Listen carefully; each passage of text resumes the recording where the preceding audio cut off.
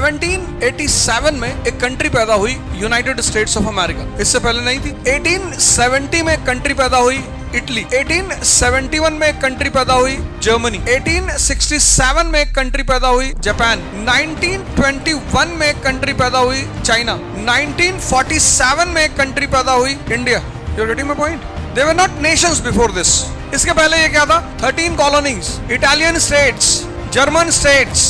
तो जब तुम्हें पता चला कि यार ये तो अभी मॉडर्न पीरियड में नेशन बने हैं, ये तो कभी नेशन थे ही नहीं, ये तो अभी इंडिया तो अभी 1947। तो जो पहली चीज तुम्हारे अंदर पैदा होनी चाहिए वो है क्यूरियोसिटी, कि कैसे पैदा हुआ, ये नेशन बना कैसे, ऐसा क्या हो गया। भाई वाटर बन रहा है तो तुम्हें पता है, H2O, हाइड्रोजन, ऑक्सीजन, तो वाटर बन रहा है। तो जब ये नेशन बन रहा है तो ऐसी कौन सी घटना घट गई कि ये नेशन बन गया? तो साहब किसके लीडरशिप में नेशन बना? British.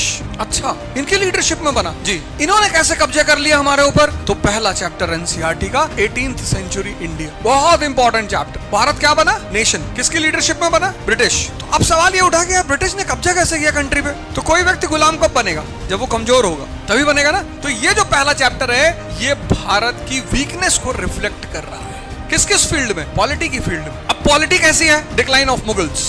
Decline of Mughals, question mark लगा दो। क्यों? Emergence of independent states. कौन कौन से? अवध, बंगाल, हैदराबाद, तुम्हारा पेशवाज, मराठा, ये खत्म हो गए, ये पैदा हो गए। तो ये फेल क्यों कर गए? इन्हें ये क्यों हार गए? चलो ये तो खत्म हो गए, ये तो खत्म हो रहे थे, खत्म हो गए, बात क्लियर हो गई। After the death of Aurangzeb Mughals lacked competent rulers. तो ये हम मान लिए, ये खत्म हो गए। लेकिन ये खत्म हो गए इसका मतलब ये थोड़ा कि पॉलिटिकल ऑर्डर अच्छा नहीं था। Till 1800 Maratha sardars were very powerful. मराठों की स्थिति कब खराब हुई? 1773 में with the death of Sawai Madhorao. Sawai Madhorao was the Peshwa, he died of consumption. उसकी डेथ हो गई सवाई माधोराव की। उसके बाद पेशवाशिप के लिए झगड़ा शुरू हो गया। रघुनाथ राव और नारायण राव दो गुट बन गए पेशवाशिप में। इंटरनल स्ट्रगल हो गया, ये आपस में लड़ने लगे। लेकिन तब भी इनके पास केपेबल लोग थे। नाना फडणवीस, महादजी सिंधिया। 1800 पहुंचते पहुंचते महादजी सिंधिया की डेथ हो गई, नाना फडणवीस की डेथ हो गई, and Maratha became the victim of internal struggle. सब आपस में लड़ने लगे, होलकर, सिंधिया, पेशवा, सब। इसका फायदा उठाया अंग्रेजों ने। तो सवाल ये उठा कि जब ये थे, अवध पावरफुल स्टेट था, सिख पावरफुल थे, मराठा पावरफुल थे, मैसूर पावरफुल था, रिसोर्स की कमी ही नहीं थी, ये क्यों हारे? They were only rat renting states.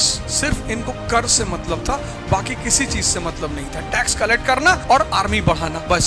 तो जब तक केपेबल लोग थे तो चलता रहा। जहां इनकम्पिटेंट आदमी आया वो इसको संभाल ही नहीं पाया। सिराजुद्दौला, जब तक मुर्शिद कुली खान केपेबल आदमी है, अली वर्दी खान केपेबल आदमी है, लेकिन सिराजुद्दौला कहता है एनसीईआरटी क्यों पढ़ना है, मारा गया। जब तक निजामुल मुल्क जिंदा है, हैदराबाद सेफ है। जैसे वो मरा, मुजफ्फर जंग, नासिर जंग। जब तक टीपू सुल्तान मैसूर में है, मैसूर सेफ है। जैसे वो मरा, स्टोरी ओवर। जब तक रंजीत सिंह पंजाब में है, स्टोरी। क्योंकि रैक, रेंट और आर्मी, पैसा कलेक्ट करना और सेना मजबूत करना। इंटरनल ऑर्गेनाइजेशन वीक था। तो इंटरनल ऑर्गेनाइजेशन जब वीक होगा तो उसको कोई केपेबल आदमी ही संभाल सकता है। ये पता चलेगा तुम्हें पहला चैप्टर पढ़ के। फिर तुम क्या पढ़ोगे? सोसाइटी। अब आप देखो इंडियन सोसाइटी को, आप देख लो इंडियन सोसाइटी को। हिंदू, मुस्लिम, दलित सब लड़ रहे हैं आपस में। Society is the spine of nation. Society, family. घर में 4 लोग हैं, चारों एक दूसरे के दुश्मन है। बाहर वाला कब्जा कर लेगा कि नहीं कर लेगा? सबसे खतरनाक फीचर यहाँ पे क्या है? Caste system, the most dividing force of India in 18th century. Women was in trouble. Women, child marriage, purdah system, sati system, राजनीति, समाज, कल्चर। ताजमहल बनाने का तो पैसा नहीं है, लेकिन इमामबाड़ा बना रहे हैं। आर्किटेक्चर जारी है, पोएट्री चल रही है। सबसे फेमस कौन सी? उर्दू। सबसे ज्यादा उर्दू के पोएट यहाँ हुए, गालिब, सौदा, मीर। और इस कल्चर का सबसे खास बात, the harmony between Hindu and Muslim. कभी झगड़ा था ही नहीं। फिर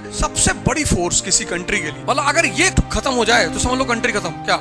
स्पेशली हेडिंग दी हुई है पहले चैप्टर में, एजुकेशन। पाकिस्तान को देखो, कोई इंडिया से पाकिस्तान पीएचडी करने जाना चाहता है? अफगानिस्तान। कहाँ जा रहे हैं यहाँ के लड़के मेडिकल करने? चाइना। पहले रशिया जा रहे थे, अब चाइना जा रहे हैं। यानी उनकी एजुकेशन हमसे अच्छी हुई कि नहीं हुई? अगर हमारा बच्चा चाइना से एमबीबीएस करने जा रहा है तो हमारा ही तो पैसा बाहर जा रहा है। हम अपनी कंट्री में नहीं पढ़ा सकते कायदे से? पढ़ा तो सकते ही है ना। हिंदुस्तान का आदमी सबसे ज्यादा माला फेरता है। माला फेरत जगमुआ, गया ना मन का फेर। तो उन्होंने भी क्या किया? चाइनीज ने इलेक्ट्रॉनिक माला बना दी। Demand is equal to supply. जानते हैं कि भारत का आदमी सबसे ज्यादा माला फेरता है, उसमें से एक अवध ओझा भी है। इलेक्ट्रॉनिक माला बना दी। इलेक्ट्रॉनिक माला फेर रहा है इंडिया का आदमी, बना रही चाइना एजुकेशन। तभी तो अंबेडकर को सबसे बड़ी बात जो पता चली वो थी एजुकेशन। कि किसी को अपना जिंदगी अगर बनाना है बस एक चीज पकड़ लो, एजुकेशन। ये है पहला chapter, 18th century India. Education traditional, stagnant, backward. और इन लोगों के सामने जो लोग बैठे हैं, ईस्ट इंडिया कंपनी, इनकी education the most modern education in the world. जो लोग सामने बैठे हुए हैं, तो ताकतवर आदमी कमजोर आदमी पे कब्जा करेगा? हो गया। ये थी 18th सेंचुरी इंडिया की झलक। इस चैप्टर को फिनिश करने के बाद तुम्हें पता चलेगा कि क्यों भारत पर कब्जा हुआ? किसी ने भी बेसिक रिफॉर्म्स करने की कोशिश नहीं की, किसी ने। No one tried to strengthen the state from inside. तो जैसे ही निजामुल मुल्क की डेथ हुई, उसके बेटे के सामने एक चिंता खड़ी हो गई कि यार मुझे गद्दी कैसे मिले, क्योंकि और भी कंटेंडर आ गए, तुरंत फ्रेंच आ गए, इंग्लिश आ गए, हम मदद करेंगे तुम्हारी, डोंट वरी। अगर वो अंदर से पावरफुल होता तो बाहर की मदद लेता?